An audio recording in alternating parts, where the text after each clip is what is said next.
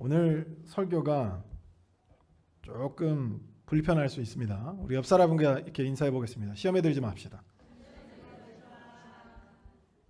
설교를 매일 이제 위로의 설교만은 할 수 없는데 이제 오늘과 같은 그런 조금 자극적인 설교를 하면 어떤 반응이 나타나냐면 내 얘긴가라고 하는 반응을 나타냅니다. 이제 한 가지 예로 들면 저번 주 오후 예배인가 저번 주 오전 예배인가 제가 그 예화를 하나 들었어요. 저번 주 오후 예배였던 것 같아요. 그러니까 우리가 불평하지 말고 똑같은 상황에서 불평하지 말고 감사해야 된다. 그러니까 불평할 것을 찾지 말고 감사할 것을 찾아야 된다. 이거 얘기하면서 무슨 예화를 들었냐면 이제 34평 아파트에 살지만 와이파이가 터지지 않아 불평하는 어떤 한 학생에 대한 예화를 들었어요. 그러니까 와이파이는 2만 원에 해결할 수 있죠. 근데 그 아파트는 2만 원에 해결이 안 된단 말이에요. 그래서 감사하려면 더 큰 거를 감사할 수 있는데 불평하고 있는 그 아이의 모습을 제가 이제 설교 예화로 했단 말이에요. 그랬더니 우리 이세희 청년이 저한테 찾아오더니 그거 혹시 제 얘기냐고. 네가 나한테 와이파이 얘기를 했었니? 그랬더니 아니요. 그러는데 내가 어떻게 하나님도 아니고 내가 어떻게 알아. 그랬었는데 이렇게 설교를 전하다 보면 그러니까 자기 얘긴가 싶을 때가 있어요. 그때 이제 은혜의 말씀이 내 얘긴가 라고 하면 은혜가 되는데 이제 오늘과 같이 조금 날카롭고 조금 불편한 설교는 내 얘긴가 라고 하면 시험에 드는 경우가 있습니다. 명심해야 될 것이 설교를 준비할 때 만약에 100명이다 그러면 그 100명을 놓고 보편적인 설교를 합니다. 만약에 한 명을 놓고 설교를 하면 나머지 99명은 예배에 있을 필요가 없어요. 그렇기 때문에 100명을 놓고 기도하는 거예요. 그래서 만약에 나에게 이게 내 얘기인가 싶으시면 시험에 들지 마시고 오히려 은혜가 되시는 그런 시간이 되시길 주님의 이름으로 소원합니다. 근데 이제 이렇게 시험에 드는 이 설교를 듣고 시험에 드는 사람은 적어도 예배에 아주 집중하는 사람이에요. 근데 보면은 예배에 보면 어떤 사람들이 있냐면 예배의 태도가 조는 사람들도 있고 뭐 딴 생각을 하는 사람들도 있고 뭐 습관적으로 이제 예배를 빠지는 그런 사람들도 있습니다. 딴짓이라고 하면 핸드폰을 뭐 하기도 하고 사춘기 아이들처럼 이렇게 핸드폰을 하기도 하고 또 이제 뭐 봉사 때문에도 이제 뭐 왔다 갔다 하기도 하고 우리가 왜 그래서 이제 제가 누차 이제 예배에 대한 그 자세와 예배에 대한 태도에 대해서 왜 제가 자꾸 강조를 하냐면 명심하셔야 됩니다. 예배 모습은요 우리의 신앙이 드러나는 시간입니다. 할렐루야. 예배라고 하는 건 우리의 신앙의 정도가 드러나는 거예요. 그러니까 초신자가 예배를 뜨겁게 하나님께 예배를 드릴 수 없겠죠. 그 반대로 신앙이 뜨거운 사람이 예배를 차갑게 드릴 수도 없습니다. 그래서 이 예배라고 하는 이 한 시간은 우리의 신앙이 우리의 삶에서 드러나는 우리의 삶에서는 잘 안 드러나요. 다 모르잖아요 서로 잘. 근데 예배의 시간은 우리의 신앙이 어떤지 하나님께 드러나는 시간입니다. 왜냐하면 예배라고 하는 건 이 딱 한 시간에 결정나는 게 아니라 예배 이제 승패가 이 딱 한 시간에 결정나는 게 아니기 때문입니다. 여러분이 아는 거죠. 그러니까 단순한 예화로 들어도 오늘 예배 졸지 않고 이 오늘 예배에 늦지 않으려면 어제 어떻게 하셨어야 돼요? 네, 맞습니다. 어제 일찍 잤어야 되는 거예요. 왜 일찍 잡니까? 예배에 집중하기 위해서 자는 거예요. 다른 이유가 있나요? 예배에 집중하기, 예배에 졸지 않기 위해서, 오늘 피곤하지 않기 위해서 그날 토요일날 일찍 자는 거죠. 거기뿐입니까? 토요일뿐만 아니라 주중에도 우리가 예배를 기다리면서 사는다라고 하는 것, 하나님과 가까이 하면서 산다라고 하는 것, 그것이 결국에 어디서 드러나냐면 예배 속에서 드러나는 것이죠. 그래서 한 주가 내 한 주의 삶의 방향과 목적이 예배 속에서 드러나는 것이라고 하는 거죠. 이 예배의 중요성이. 그래서 내 한 시간에 결정되는 것이 아니라 내 평상시의 삶의 신앙과 예배가 밀접하게 관계가 되어 있는 거죠. 그래서 내가 하나님과 얼마나 가까이 있는가, 내가 얼마나 하나님과 동행하는 삶을 사는가, 내 순간순간마다 이런 고민을 하는 거죠. 하나님께서 기뻐하실까? 내가 이런 길을 걸어가면 하나님께서 기뻐하시지 않을 것 같은데.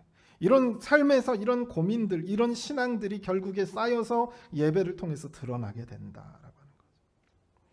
한 가지 예를 들어서 이 관계라고 하는 게, 부부가 막 일주일 내내 막 치고받고 싸웠어요. 이제 하나님께서 이제 우리와 하나님의 관계를 부부로 많이 설명하니까 싸웠어요. 근데 예배 딱 이 한 시간에 온다고 해서 갑자기 회복이 되고 막 그런 일은 극히 드물죠. 그러니까 어떻게 해야 되냐면 일주일 동안 가까워지려고 노력하는 거예요. 가까워지는 것 같지 않은데도 노력하는 거죠. 그래야지 그 짧은 시간에 드러나는 겁니다. 예배도 마찬가지인 거죠. 하나님과 얼마나 내가 가까이 있는가, 이 예배를 통해서 드러난다라고 하는 거죠. 예를 들어서 우리가 만약 하나님에 대한 마음이 없어요. 하나님을 향한 마음이 없어요. 그러면 자연스럽게 예배에 대한 마음도 없습니다. 그러면 자연스럽게 예배 일찍 올 필요도 없고 예배를 굳이 꼬박꼬박 나올 필요도 없는 겁니다. 왜냐하면 하나님을 예배하고자 하는 마음이 없기 때문에 너무나도 당연한 거예요. 그러니까 이런 것들이 예배 속에서 드러난다라고 하는 거죠. 여러분, 예배가 너무 기대돼요. 그럼 어떻게 하죠? 예배에 지각을 할까요? 예배를 빠질까요? 그렇지 않죠. 우리 제가 예화를 자주 드는데 옛날에 H.O.T 막 SS 막 이런 그때 그 시대 때 있죠. 그 시대 때는 온라인으로 티켓팅이 안 되니까 저는 그런 적이 한 번도 없습니다. 근데 잠실 거시기에서 막 사람들이 텐트를 치고 자는 거예요. 하루 전날.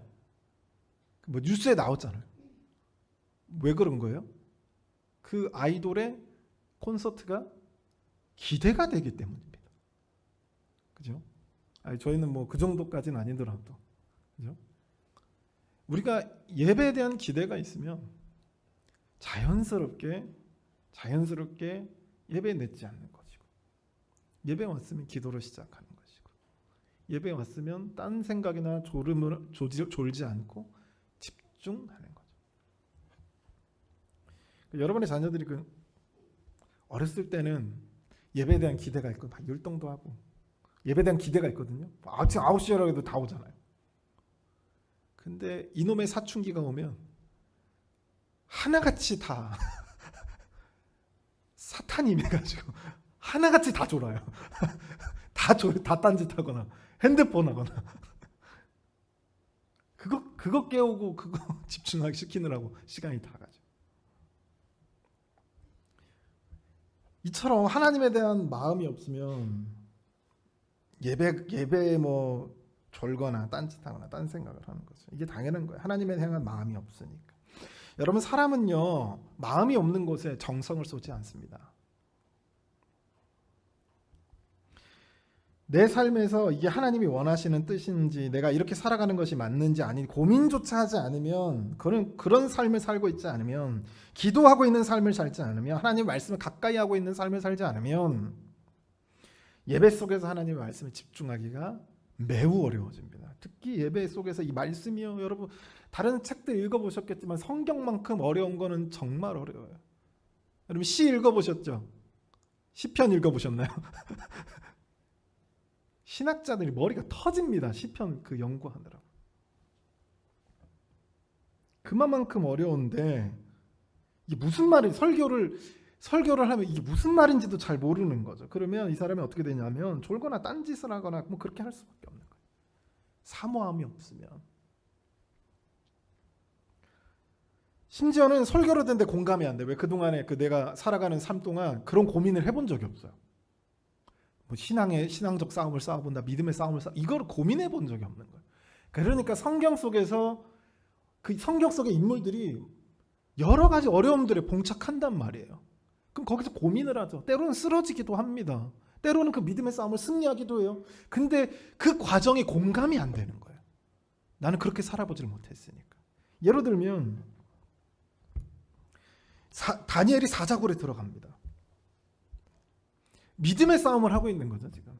그러니까 이 바벨론이라고 하는 그 왕국에서 홀로 하나님의 백성으로 살아가고 있는 다니엘이 거기서 싸우고 있는 거죠. 믿음의 사람으로 살아갈 거냐, 이 느부갓네살 왕의 백성으로 살아갈 거냐, 이 싸움을 하다가 결국에는 사자굴 속에 들어가잖아요.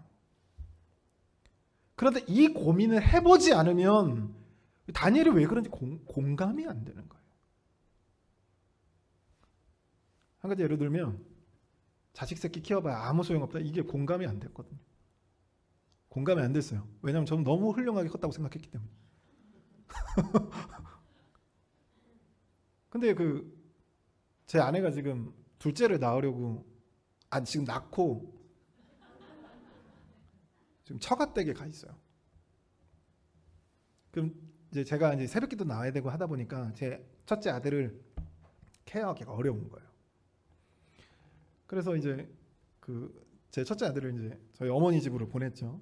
그래서 보냈는데 제 아내가 전화가 왔어요. 전화 와서 받았더니 막 울면서 그러는 거예요. 울면서 이제 훌쩍이면서 제 아들이 최은호거든요. 은호가 엄마를 찾지도 않는다고.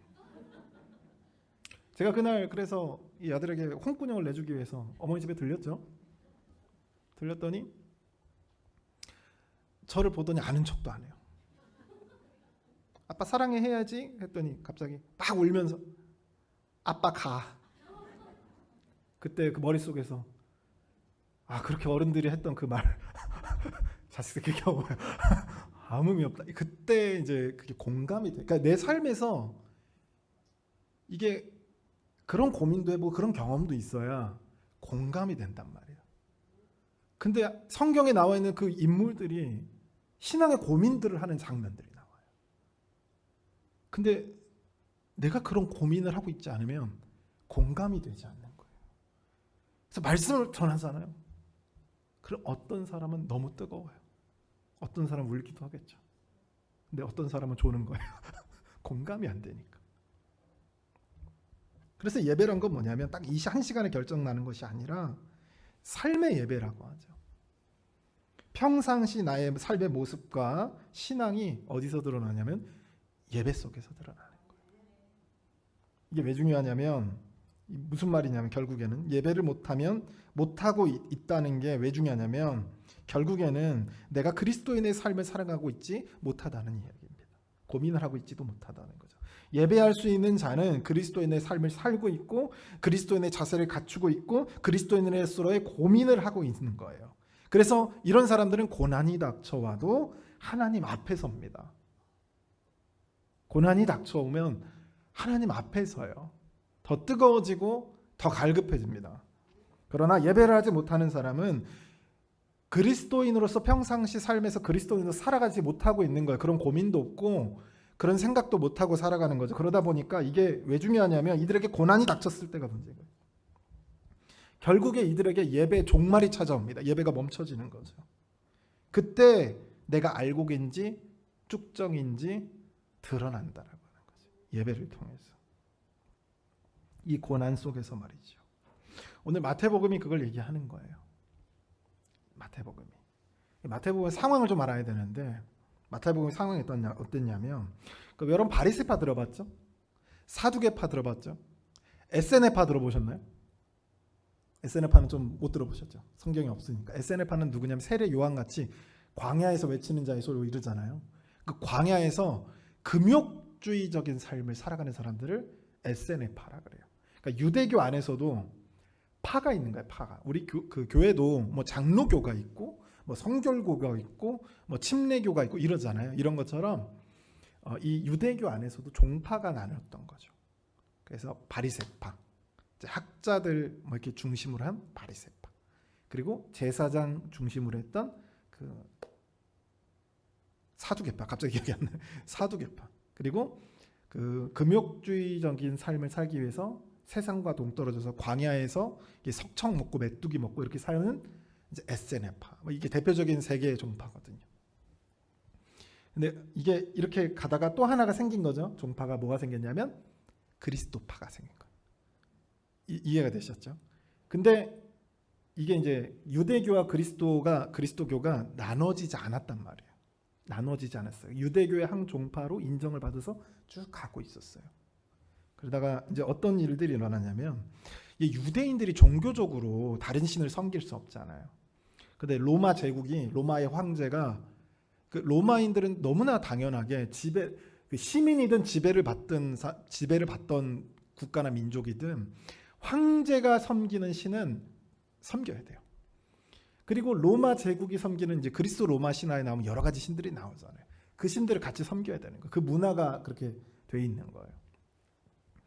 근데 이 유대교 종자들이 그 로마의 황제를 부인할 뿐만 아니라 로마 제국의 그 신들도 부정하는 거예요.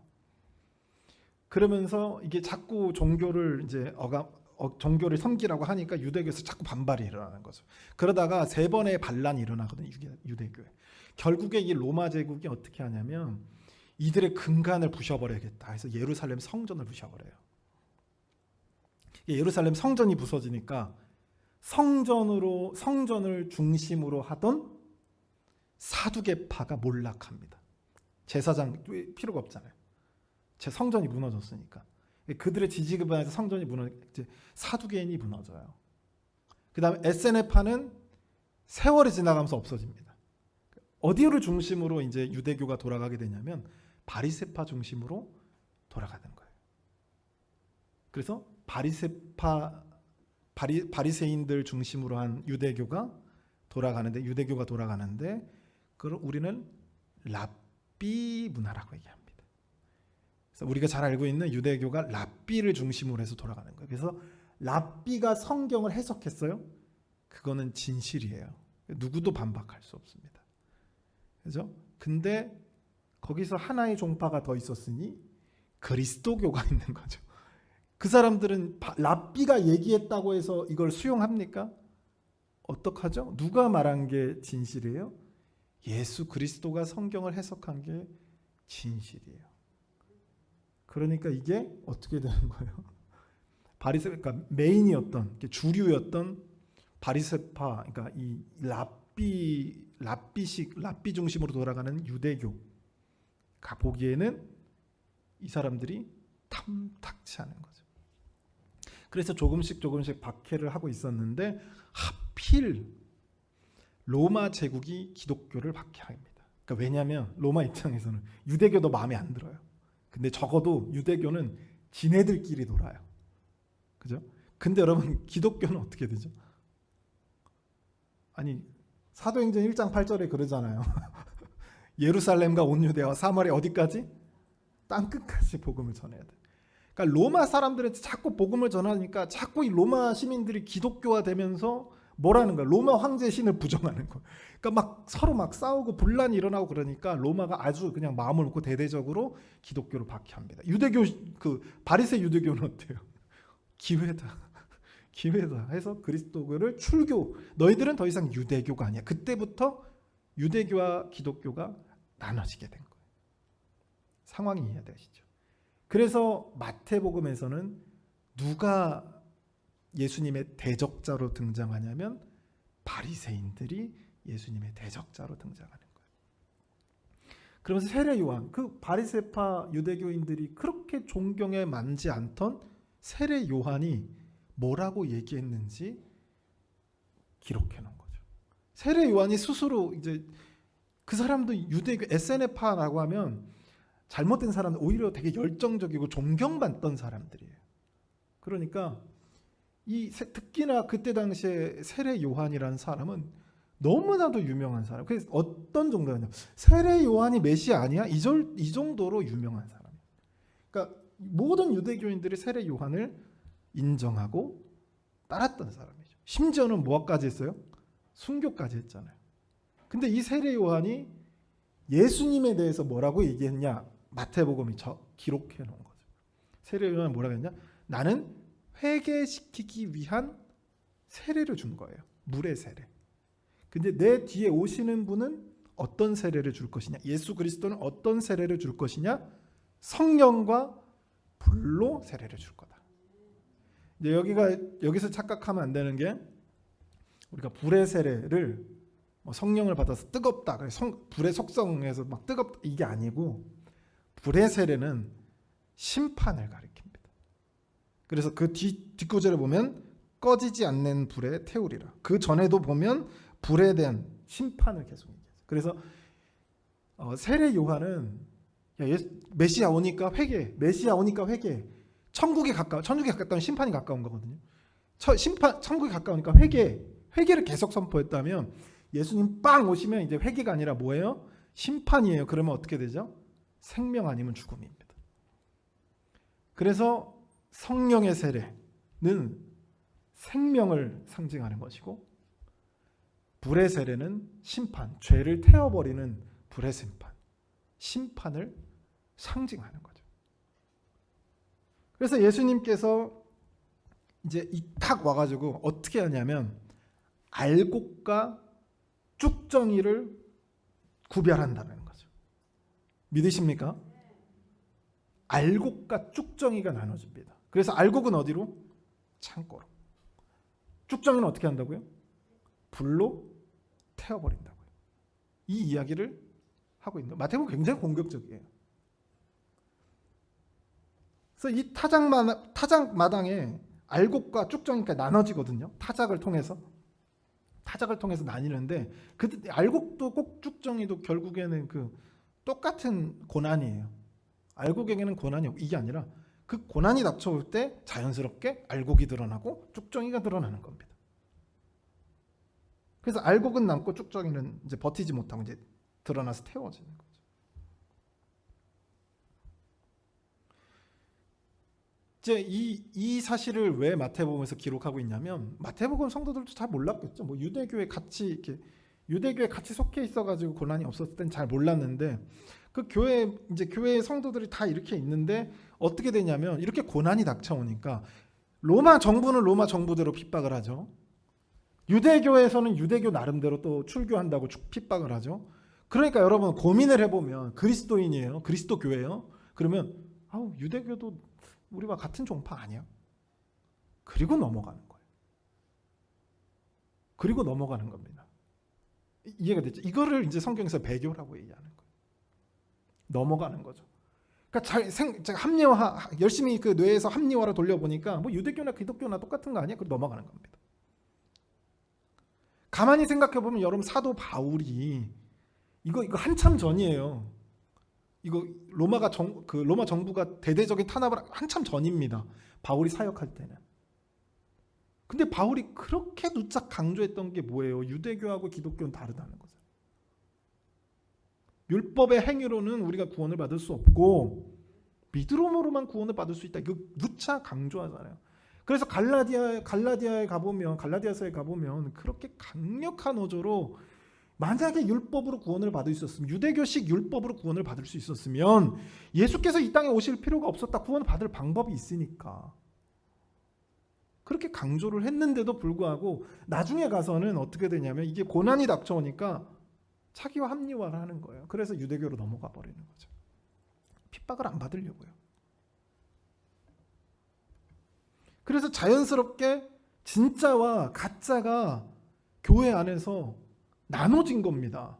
그러니까 아마 이 예수님께서 이거 얘기했을 때 세례 요한이 이거 얘기했을 때도 예수님께서 끝까지 보면은 예수님께서 예화로 들었던 것 중에 열처녀 비유도 많이 들고 여러 가지 비유도 많이 들잖아요. 달란트 비유도 많이 들고 그 사람들 다 예수님 알고 있고요. 신랑이 올 줄 알고 있었어요. 다 누가 보더라도 다 그리스도인입니다. 근데 그 중에 5명은 기름 준비 못해서 결국에 못 들어가고요. 1달란트 받은 자는 멍 때리고 있다가 결국에 못 들어가고 이를 갈고 있고요. 이 얘기를 계속 예수님이 하신단 말이에요. 그러니까 알곡과 쭉정이가 드러날 거라 계속 얘기를 한단 말이에요. 마태복음에서. 근데 이 이야기를 들었을 때는 이거 처음 현장에서 예수님한테 현장에서 들었을 때는 잘 몰랐대. 왜? 다 이렇게 뜨거운데?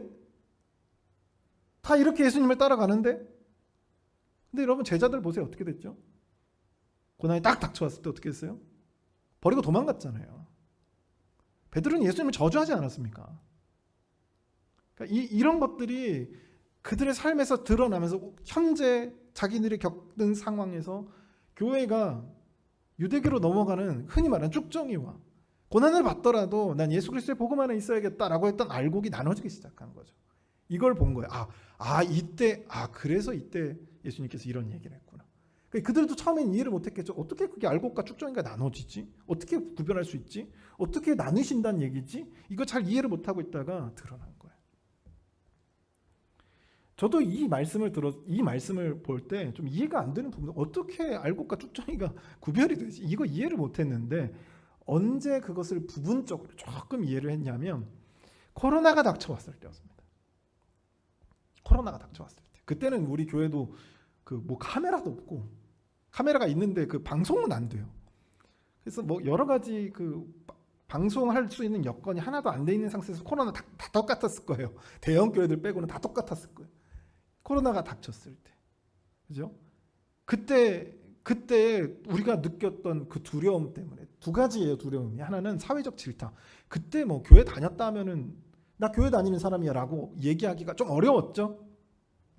그 질타, 사회적 질타. 또 한 가지는 정말 바이러스로 인한 두려움. 이 두 가지 때문에 결국에 예배에 나오지 못했습니다. 공포 때문이었죠. 두려움 때문이었습니다. 근데 가만히 생각해 보면 성경 속에서 우리에게 보여줬던 그 인물들이 느꼈던 두려움. 다니엘의 세 친구가 풀무불로 던져졌을 때 그들이 느꼈을 두려움. 느부갓네살 왕이 내가 너 어떤 신도 내 손에서 너희를 건져낼 이가 없다라고 막 호언장담하면서 그들을 협박할 때 느꼈던 그들의 두려움. 그 두려움과 우리의 두려움은 비교할 수 없는 거예요. 실제로는. 그들은 정말 죽음의 두려움이었단 말이죠. 다니엘이 사자굴 속에 들어갔을 때도 마찬가지예요. 그때 그가 느꼈던 두려움은 죽음의 두려움이었습니다. 우리하고는 비교할 수가 없죠. 우리가 당했던 고난하고 비교하면 정말 비교조차도 부끄러운 그런 고난이었습니다. 여호수아가 가나안에 들어갔을 때 느꼈던 그 두려움도 마찬가지였다라고 하는 거죠. 그러니까 우리나라 전이 지금 대한민국 전이죠. 조선이라고 하는 사회 속에서 예수를 믿는다라고 하는 것은 사회적 질타를 결심해야 되는 거예요.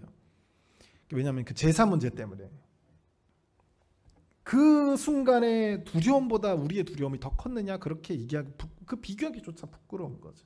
일제시대가 우리 그 교회를 어떻게 했냐면 교회 이 친구들은 좀 이렇게 쉽게 말해서 당시 일본 정부에게 있어서는 좀 다루기 어려운.